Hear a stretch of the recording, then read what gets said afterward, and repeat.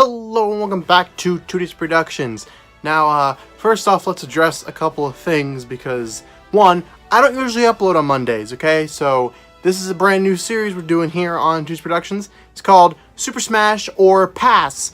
Now, we're going to be doing one of these every Monday up until the release of Super Smash Bros. Ultimate, and we're going to be talking about a bunch of characters and whether or not they are viable fighters. And I know a bunch of channels here on YouTube are already doing this, but I've been wanting to do it. I want to talk about Super Smash Bros., so I figured I'd throw my hat in the ring and give you my opinions on these fighters as well. Second off, this is a new filming location. My old filming location is right here, literally.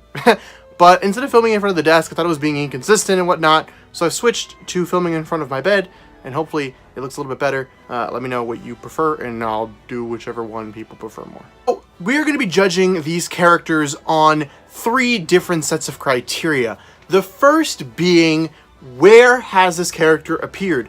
What games have they been in recently?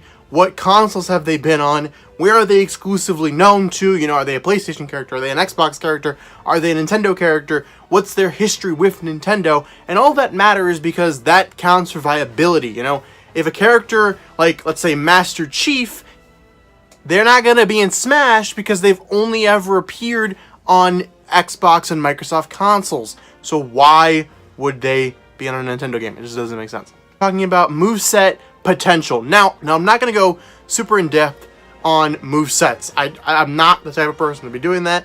I don't want to sit here and predict their left B can be this and their right this can be that. That's not my type of thing. I will be saying some things that they can maybe pull from, and if the character has enough moves for them to pull from in general. But this also is a little less of an important one because they make up movesets all the time. And we'll be addressing Final Smashes in this one as well.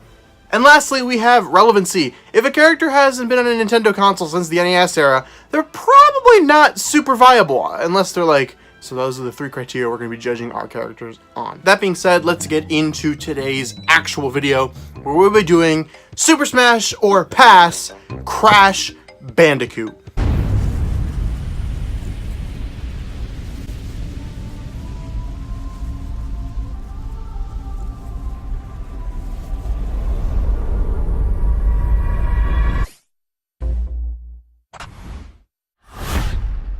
So let's get into the history of Crash Bandicoot and where his games have traditionally appeared. Obviously, the first 4 Crash Bandicoot games, the 3 in the Insane Trilogy, and Crash Bash, a party game that I actually grew up with and is a lot of fun, I recommend you check it out. Those games were exclusive to the PlayStation. I believe all of them were exclusive to the PlayStation 1. And a lot of you are already probably going, well, then doesn't that make Crash completely unviable in Smash Brothers because he's a Sony character? And for even a long time, he was Sony's de facto mascot. I actually don't think that that makes Crash non-viable. I think that when we get into this, you're going to be a little bit surprised about how multi-platform Crash Bandicoot actually is. So ever since Crash Bandicoot Wrath of Cortex for the Nintendo GameCube and the PS2, and I think even the Xbox, that's back in 2011, Crash has been multi-platform. In fact, out of the 13 games from the first Crash Bandicoot game to the Insane Trilogy, 9 of them have been on Nintendo consoles. And 4 of those 9 have been exclusive to Nintendo's consoles, those being the GBA games. I really don't think that in this category, there's anything against Crash Bandicoot being in Smash. If anything, the fact that Crash has been on every one of the Nintendo's more modern consoles, you know, he's been on the GBA, he's been on the DS, he's been on the Wii, he's been on the GameCube. He did skip the Wii U era, but can we blame him for that? And of course, with the Insane Trilogy coming to Nintendo Switch. Now, we should bring up that Crash and Neo Cortex made an appearance in Skylanders Imaginators.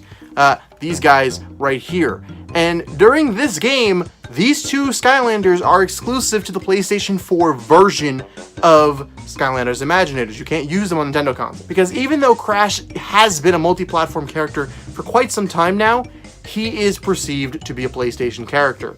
Same way with the Insane Trilogy. Even though it is now being moved over to, I believe, the Switch and Xbox One, maybe PC as well, I'm not entirely sure. That was a timed exclusive. It was on the PlayStation 4 for a year before it even moved over to any of the other consoles. So while Crash does have the perception from the public as a Sony character and a PlayStation exclusive character, it's not necessarily true, and I don't think that that should knock him out of any potential in Smash Brothers. On to Moveset. Now, obviously, Crash has a lot to pull from here.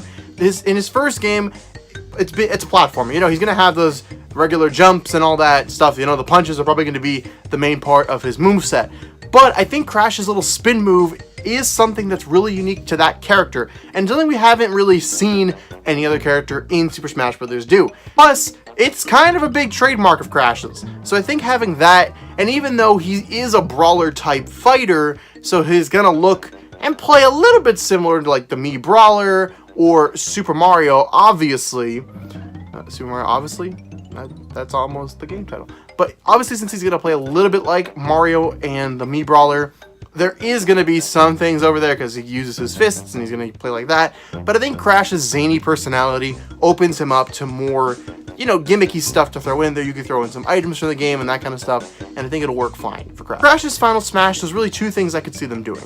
If they want to pull off of Crash's PlayStation games, they can put in the boulder, and that could have Crash knock a character into like the area from the game, you know, similar to Star Fox's Final Smash and Ultimate, or Captain Falcon's Final Smash, where they hit the character into a cinematic cutscene, and they could do that and have that, you know, Indiana Jones Temple of the Skull scene where the rolling stone goes down and attacks the enemies. I think it'd be a fun callback to that game.